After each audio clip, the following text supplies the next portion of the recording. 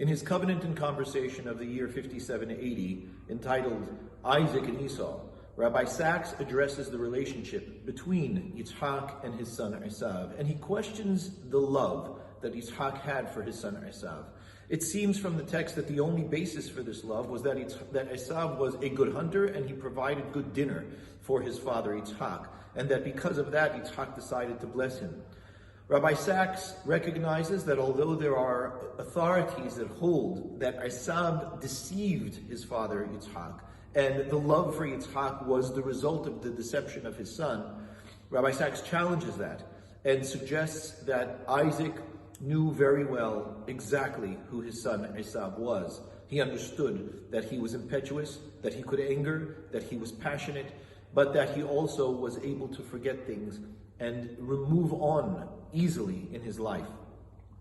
Rabbi Sachs writes that Yitzhak knew exactly who Esav was, and that his love for Esav was genuine, true, and deep. And he points out that the reason he believes this to be true is that Yitzhak experienced something that changed his life, namely the fact that he was put on an altar and almost sacrificed, and that he recognizes that an arrested sacrifice still is nonetheless a form of sacrifice, and that, according to many, Isaac did die on that altar, or at least a part of him died on that altar. And so we see, as Rabbi Sachs points out, there are 3 places where we would expect Isaac to be central and present, and is nonetheless completely absent and silent.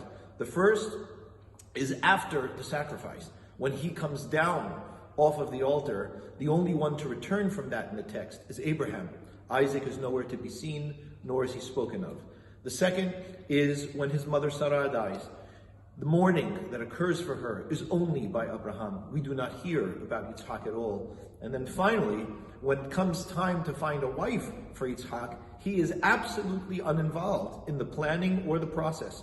And all that happens is that Rivka is brought to Yitzhak after Abraham works with his servant to be able to bring this wife about. Something happens to Yitzhak, and where he is absent in these major aspects of his life. And what Rabbi Sachs suggests is that Yitzhak remembered and recognized that there were major issues in his life and around his life that occurred with his father that he was not going to repeat.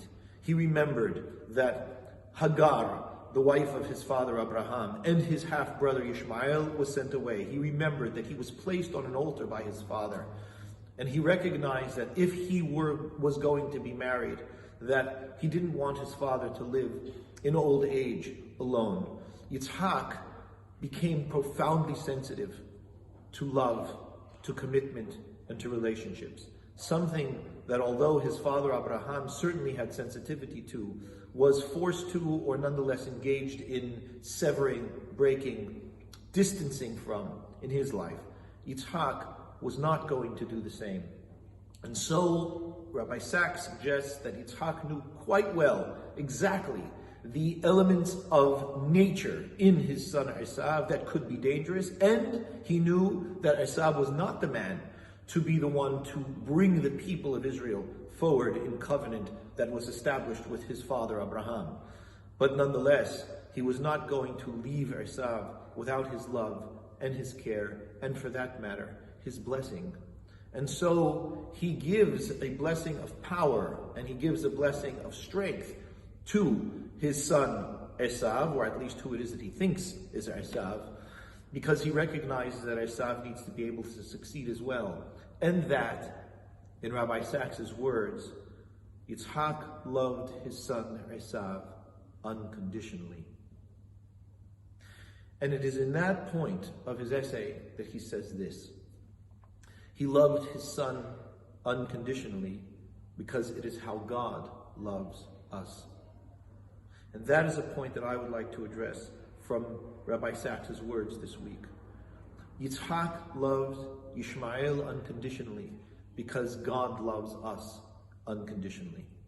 The truth is that although Rabbi Sachs writes it very clearly, without any qualification or question, it is something that people question in Judaism, because people can be confused. that although God loves us unconditionally, it does not necessarily mean that he loves everything that we do. And I believe that we can relate to that with our own children. Although we love our children unconditionally, that our love for them is simply part of the nature of our connection and relationship with them, it doesn't mean that we like, accept, or love everything that they do. But if we are true and honest in our deepest heart, we know that we love our children. We love our children unconditionally. And so too, as Rabbi Sachs points out, does God love us.